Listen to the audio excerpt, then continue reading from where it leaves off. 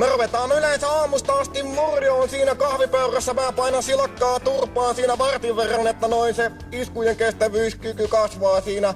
Mä oon sanonut, että puoli tajuttomanakin pitää pyöriä kuin helikopteri. Se murentaa kuupalaiset ja venäläiset. Hyvä. Siirrymme seuraamaan harjoittelua. No niin, poika. Tää on niin sanottu tanssiharjoitus. Elikkä seuraat silmämuna kovana mun vartalo ja jalkojen liikkeelle. Lähti. Perässä vaan, perässä. Matki. Ja risti. Vähän nopeammin. Murjo, jalka tuohon tähteen. Murjo. Oot tarkkana. No niin, poika. Nyrkkeilyssä on ensarvoisen tärkeää armoton iskujen kestävyyskyky. Mä murjon sua hetken ja älä pistä vastaan.